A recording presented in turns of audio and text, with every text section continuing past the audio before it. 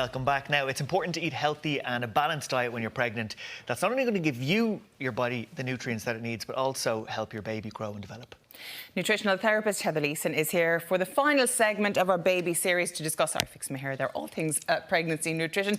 Good morning, Heather. Good morning. I'm sorry, why have you is that a bottle of wine? I know, it's not for you, Elaine. I know, it's not for you. Okay, that's in the bath, so we'll get to that in a little while. But what are the best foods to eat during pregnancy? Because you hear all the stories, you should be really strict, you need to up some vitamins, other vitamins. Are you better getting your nutrients from food? Do you have to supplement? In general, what are the rules of thumb? OK, there's a very small list of things you should avoid because, of course, I'm always saying eat loads, eat variety. But when you're pregnant, you're a little bit more vulnerable, and so is Junior. So some things are no-no, like liver pate for vitamin A. Why? Too much vitamin A. Too much. And what does too much vitamin A do? And that can damage the baby. That can be really damaging for the baby. So avoid that. Alcohol, that's why the wine is in here. Yeah. None. No safe level in pregnancy. 0. Caffeine should be limited as well to maybe 1 or 2 cups, a mug a day of coffee. Just a great time to switch to decaf or herbal tea. And then there are other foods that are really healthy actually in some cases, but you avoid when you're pregnant because there's a higher risk of bacterial infection and your immune system is just that little bit more vulnerable when you're pregnant, and it can affect the baby. So that's things like raw fish, like sushi, or like prawns that are cooked and you buy chilled. Just avoid them for the duration.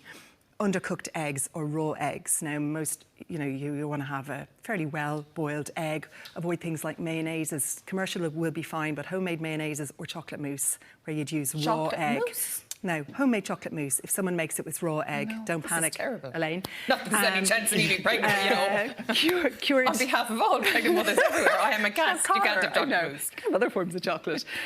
Raw cured meat, so things like some salamis, like Parma ham, that's raw, it's not cooked. And that's the bacterial risk, is it? That's the bacterial risk, exactly. And the same with unpasteurised dairy products. So unpasteurised milk, unpasteurised cheeses like the blue cheeses. Hard cheeses are fine. So just avoid them. One that was a curveball for me when Debbie was pregnant, we were told she couldn't have a 99. Soft, poor ice cream. Yeah, no-go. Exactly. Again, it's just a bacterial risk and you do have to be that little bit more careful. But apart from those few foods, you want to be eating loads of the good stuff that I'm always talking about, but a few things particularly important when you're pregnant. Now, eating regularly is important. A lot of women, I had that myself at the beginning, you get a bit nauseous. And, I feel sorry for those people who have hyperemesis where they're really nauseous all the time. But if you have a little bit of nausea, avoiding getting too hungry will help.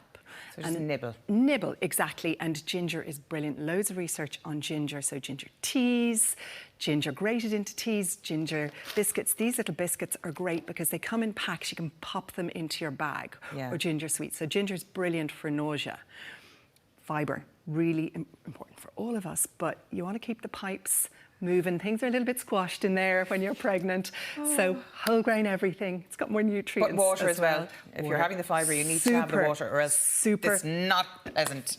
Super important. And I don't mean all bran. I mean gentle fibre, like your whole grains, your veggies, your pulses, your nuts and seeds. And if you are a little bit sluggish, being delicate on a Saturday morning, then 2 kiwis, 1 or 2 tablespoons of ground linseeds and water will get most people moving. Now, that's not just if you're pregnant. So this is when you're pregnant, right? What about the lead up? What about when you're in the trying phase? Oh, super important. What mum and dad eat is super important. Dad?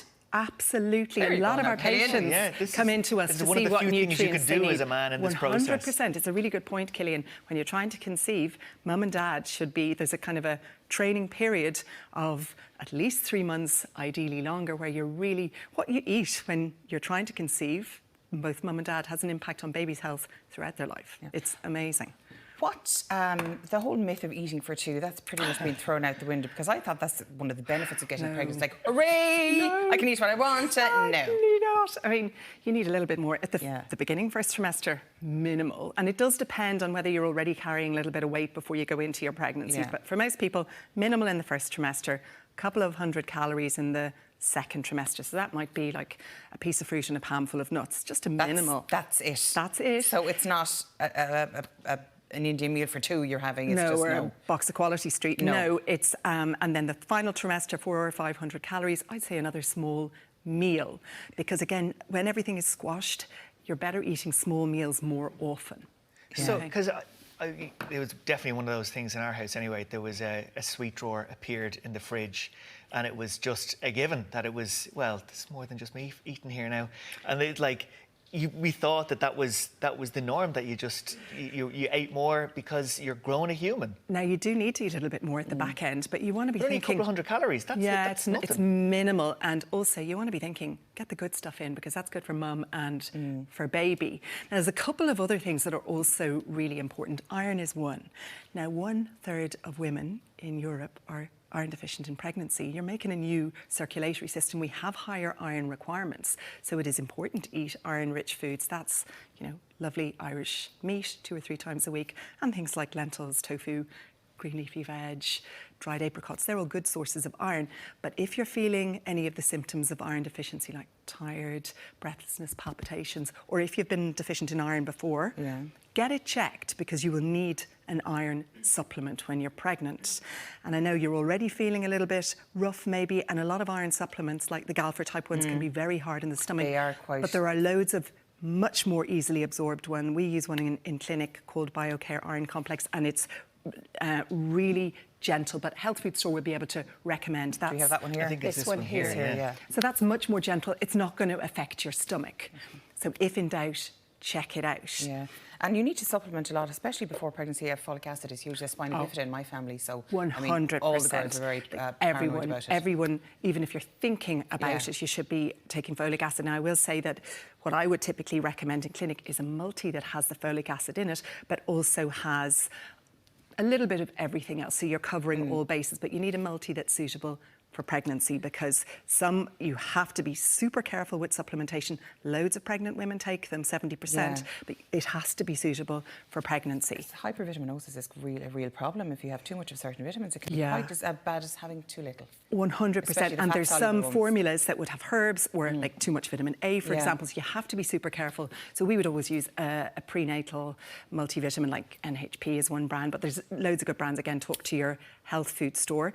Omega-3 is another thing that people regularly supplement, because when you're pregnant, you can't eat so much oily fish, maybe twice a week, and you want to... So that's like your cod liver oil capsules and things like that? Well, not cod liver oil, not but liver oil. fish body oil. So the one we use in clinic is called NHP, because it has omega-3 support. It has a little bit of peppermint oil, because again, digestion might not be great, and you don't want to be burping fish all day, so the peppermint actually really helps. I swear to God, there was such a learning curve when Debbie got pregnant, that firstly, it just heightens the fact that the fella kind of does nothing. But there's so much you need to consider. Telling us all about your home life now, Killian. But there is this. Well, I can help now with the ironing and stuff. But for a good while there, I was pretty useless. But it is mad that there's so much to consider, because the first trimester was particularly difficult for Debbie. She was quite sick, and on top of everything else, that's generally when you're not telling people. Exactly, it's tricky. So you might still be in work and you're feeling awful, but you can't let people know. Once people know, then they're very understanding, but up to that point you can't.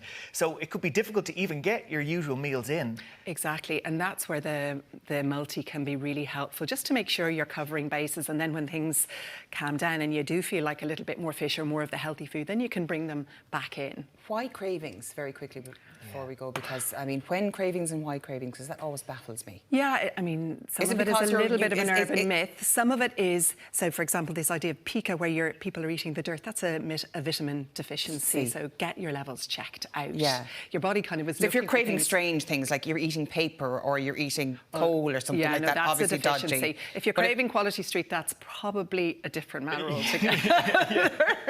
Okie dokie. Anyway, thank you so much for that, Heather. And apologies